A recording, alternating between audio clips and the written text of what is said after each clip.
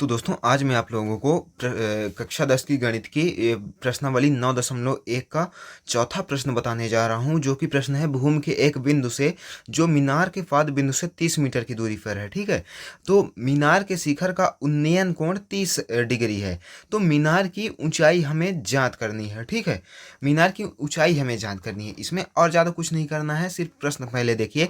और ये प्रश्न आप लोगों के सप्लीमेंट्री पेपर के लिए, जो कि 18 जुलाई को होने वाला है, 18 जुलाई 2023 को, काफ़ी ज़्यादा महत्वपूर्ण है, क्योंकि ऐसे प्रश्न मुझे लग रहा है कि ऐसे ही प्रश्न आएंगे, ज़्यादा कठिन सवाल नहीं आएंगे। सप्लीमेंट्री का पेपर है तो थोड़ा सरल ही पेपर आएगा। तो ये प्रश्न काफ़ी सरल है, सिर्फ एक बार आपको समझना है, उसके बाद आप लोग काफ़ी आसानी से कर सकते हैं। ठीक है, तो चलिए पहले प्रश्न देख के मैं आप लोगों को इस रफ में समझाता हूँ। ठीक है, मैं प्रश्न देख रहा हूँ उधर किताब में और आप लोगों को इधर रफ में समझाने वाला हूँ। ठीक है, तो प्रश्न क्या है, भूमि के एक पाद बिंदु से, मतलब मान लीजिए ये भूमि की एक बिंदु है। सबसे पहले प्रश्न देखना है, प्रश्न को समझना है, प्रश्न को समझना है कि प्रश्न क्या बोल रहा है। ठीक है, तो भूमि के एक बिंदु से, मान लीजिए भूमि की ये एक बिंदु है जो मीनार के पाद बिंदु से 30 मीटर की दूरी पर है। तो अब मान लीजिए ये मीनार की पाद बिंदु है, मीनार, और मीनार क्या है, मीनार है हमारा ए, ए मीनार है और ये मीनार मीनार का बाद बिंदु है। ठीक है, कि और इसकी दूरी हमें बता दिया है। ठीक है, भूमि के एक बिंदु से मीनार की पाद बिंदु की दूरी 30 मीटर है। ठीक है, इतना तो हमें हिंट दे दिया, इतने में ही हमको इतना बता दिया कि इसकी दूरी 30 मीटर है। ठीक है, और फिर आगे क्या बोला है, मीनार के शिखर का उन्नयन कोण मतलब क्या होता है, जो नीचे से ऊपर रहता है, और अवनमन कोण क्या होता है, जो ऊपर से नीचे आता है। ठीक है, तो उन्नयन कोण क्या दिया है, उन्नयन कोण कितना बताया हमें, हमारा मीनार के शिखर का उन्नयन कोण 30 डिग्री है। ठीक है, और हमें उन्नयन कोण भी बता दिया कि 30 डिग्री है, मतलब थीटा का भी मान हमें बता दिया। उन्नयन कोण जो कि नीचे से ऊपर जाता है, ठीक है, और अवनमन कोण जो ऊपर से नीचे आता है, तो उन्नयन कोण भी हमें बता दिया, इसलिए हमें उन्नयन कोण यहाँ 30 डिग्री बता दिया। ठीक है, अब मीनार की ऊंचाई हमें ज्ञात करनी है। ठीक है, तो मान लेते हैं मीनार की ऊंचाई क्या है, एच है हमारी। ठीक है, मीनार की ऊंचाई ए है, तो मीनार की ऊंचाई हम मान लेते हैं कि मतलब एच है, और ए हो गया बी, और ए हो गया सी, हमने नामांकन कर दिया। ठीक है, अब आगे हल करते हैं। तो आगे हल करेंगे तो सबसे पहले क्या लिखेंगे, सबसे पहले लिख लेते हैं कि दिया है, क्या लिखेंगे, दिया है। तो क्या क्या दिया है हमें, हमें मिल गया ए बी बराबर 30 मीटर दिया है। ठीक है, और कोण ए बी सी बराबर कितना दिया है, 30 डिग्री, 30 डिग्री है ना, कोण ए बी सी बराबर 30 डिग्री। और हमें क्या ज्ञात करना है, बी सी बराबर यच हमें ज्ञात करना है। ठीक है, मतलब हाइट, ऊंचाई हमें ज्ञात करनी है। तो हमें यहाँ पर क्या समझ में आ रहा है, हमें एक ऐसा त्रिकोणमिति का ही ये प्रश्न है, तो हमें एक ऐसा त्रिकोणमिति अनुपात लेना है जिसमें कि बी सी आए और ए बी आए, मतलब लंब आए और आधार आए, समझ लेना। क्योंकि इसका थीटा 30 डिग्री है, इसके थीटा का मान क्या है, 30 डिग्री है।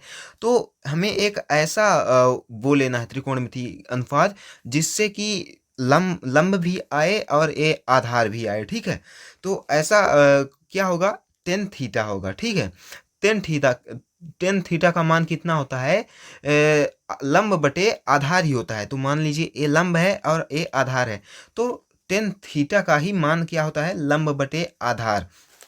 तो हम यहाँ पर टेन थीटा लेंगे। टेन थीटा क्यों लेंगे, आप लोगों को बता दिए, क्योंकि हम एक ऐसा अनुपात, त्रिकोणमितीय अनुपात लेंगे जिसमें कि लंब रहे और आधार रहे। क्योंकि इसका 30 डिग्री का मान दिया है हमें यहाँ पर, इसलिए हम एक ऐसा त्रिकोणमितीय अनुपात लेंगे जिसमें इसका बी सी रहे, मतलब हाइट रहे, और इसका ए बी आधार रहे।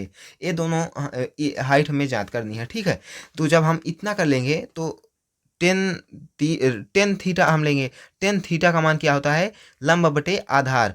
तो हमें टेन थीटा की जगह क्या है, मान हमारा 30 डिग्री है। ठीक है, तो क्या करेंगे हम, जब हम टेन पहले टेन थीटा लिख लेते हैं। ठीक है, तो जब टेन थीटा का मान लिखेंगे तो टेन थीटा कितना होता है मान, लंब बटे आधार। तो लंब हमारा कितना है यहाँ पर, बी सी है, और आधार कितना है हमारा, आधार ए बी है। ठीक है, अब हमें थीटा का भी मान दिया है 30 डिग्री, और BC और AB जो है, तो हम आगे अब हल करेंगे। तो जब आगे हल करेंगे तो हमें 10 का 10 ही लिखेंगे, और थीटा की जगह हम क्या लिखेंगे, 30 लिखेंगे। ठीक है, तो 10 30 बराबर BC का मान कितना है हमारा, BC का मान h है, तो h लिख लेते हैं। और AB का मान कितना है हमारा, AB का मान हमें दिया है 30 है, तो 30 लिख लिए। ठीक है, अब जब आगे हल करेंगे तो 10 30 का मान कितना होता है, आप 8 अध्याय में त्रिकोणमितीय अनुपात में पढ़े होंगे। अगर वो मान नहीं बनेगा आप लोगों से, तो वो आगे प्रश्न आप लोग नहीं कर पाएंगे। ठीक है, तो 10 30 का मान कितना है, कितना होता है हमें पता है, 1/√3 होता है। त्रिकोणमितीय अनुपात में आप लोग 8 अध्याय में उसको जाके पूरा एक बार ठीक से देख लेना, तभी सवाल में बनेगा आप लोगों को। 10 30 का मान कितना होता है, 1/√3 होता है। ठीक है, अब बराबर है, बराबर कर लेते हैं। अब एच की जगह एच ही लिख लेते हैं, और 30 अब इसका क्या होगा, अब इसका तिर्यक गुणा होगा। ठीक है, तिर्यक गुणा जब हम करेंगे तो क्या होगा, एच का गुणा इससे होगा, और 30 का गुणा इससे। ठीक है, तो चलिए यहीं पर आगे करता हूँ। तो एच का गुणा जब इससे होगा तो h√3 यहाँ पर आ जाएगा। ठीक है, और इसका जब 30 का गुणा 1 से होगा तो क्या हो जाएगा, 30 हो जाएगा। ठीक है, तो जब जब इतना हम लोग कर लिए, तो अब हमें यश का मान निकालना है।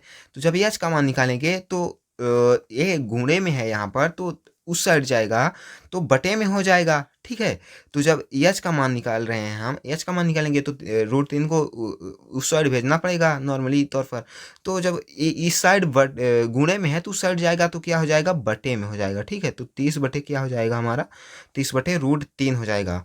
अब जब आगे हम हल करेंगे तो यहाँ पर जब इसको हल करेंगे तो इसका 3 भाग हो जाएगा। ठीक है, √3 को हम 3 बार लिखेंगे, क्योंकि एक बार इसके गुणे में होगा, और एक बार इसके ऊपर जाएगा, बटे में ऊपर। ठीक है, अंश में जाएगा। ठीक है, तो जब आगे हल करेंगे तो 30 का 30 ही लिख लेंगे, और बटे में √3 यहाँ पर लिखेंगे, और एक गुणे यहाँ पर करेंगे, और 1√3 हमें यहाँ पर लिखेंगे, और 1√3 हम यहाँ पर लिखेंगे, मतलब इसका 3 भाग कर लिए। ठीक है, तो जब अब अभी फिर से आगे हल करते हैं तो यच बराबर क्या करेंगे, जब √3 और √3 का गुणा करेंगे तो कितना हो जाएगा, बस 3 हो जाएगा। √3 का गुणा 3 होगा, और 30 का √3 का गुणा करेंगे तो ऐसे लिखेंगे। ठीक है, जब 30 का √3 से गुणा करेंगे तो क्या लिखेंगे, हम ऐसे लिखेंगे। ठीक है, √3 का 30 √3 का गुणा नहीं हो सकता, तो 30 √3 ही लिखेंगे। ठीक है,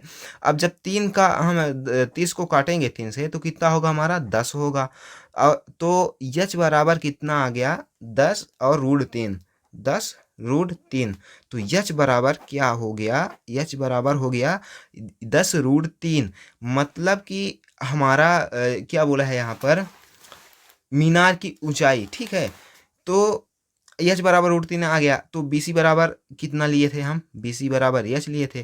तो 20, अब यहाँ पर BC बराबर कितना हो गया हमारा, 10√3। अब अंतिम में लिख देंगे, अतः हमें मीनार की ऊंचाई तो पता होगी 10√3। इसी विधि से आप लोगों को करना है, ज़्यादा कुछ नहीं। इस टाइप के प्रश्न आ सकते हैं। मान लीजिए ये प्रश्न नहीं भी आया तो इस टाइप के दूसरे प्रश्न है जो उदाहरण में है, या फिर यही है 1 2 3 4 में ऐसे ही, तो यही आ सकते हैं। ठीक है, तो क्या लिखेंगे, अतः अंतिम में क्या लिख देंगे, अतः मीनार की ऊंचाई क्या है हमारी, यच बराबर 10√3। इतना लिख देंगे, आपको जितने नंबर का रहेगा उतना पूरा टोटल मिल जाएगा। ठीक है, तो अगर आप लोगों को वीडियो पसंद आई होगी, अगर आप लोग ऐसे ही नॉलेजेबल कंटेंट पाना चाहते हैं, आप लोगों के लिए मैं ज़्यादा हेल्पफुल कंटेंट लाऊंगा। ठीक है, तो वीडियो को लाइक कर देना, चैनल को भी ज़रूर सब्सक्राइब कर देना।